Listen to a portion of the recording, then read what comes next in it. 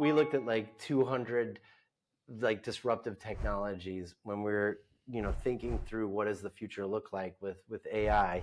And two weird things have been always true. The first thing that's always true is what people say the technology is going to do in the beginning. Like when the inventor comes out and says this is how it's going to transform the world, it's almost never the thing that they talked about that is transformative, right?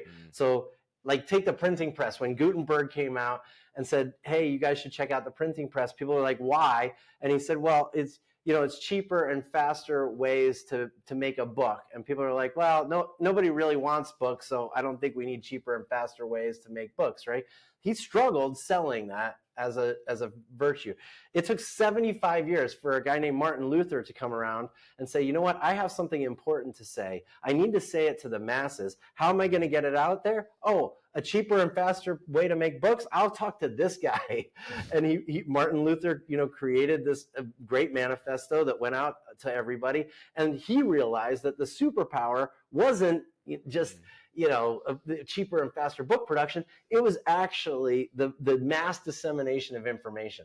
Yeah. So I think if you're on the fence right now, it's totally okay to be on the fence. It's totally okay to sit back and say, I don't know about this. It is right to be skeptical. Everybody has these fears and concerns. Everybody has some ethical unease, like you said, Chandler. The thing is, you don't have to adopt the new technology, but you do need to start thinking about what is the superpower and how might it transform your business. And if you can hone in on just trying to answer that question and do enough experimentation, listen to enough podcasts, watch enough videos, talk to enough people where you're starting to get a good sense, then maybe you'll reduce those fears and concerns. You'll see the wonder and power that's possible. And you'll find a way to actually implement it in your own business in a way that makes sense for you. And you're not going to be left behind, because at the end of the day, you don't have to adopt this technology, but I can tell you now, you're going to have to adapt to whatever makes it unique.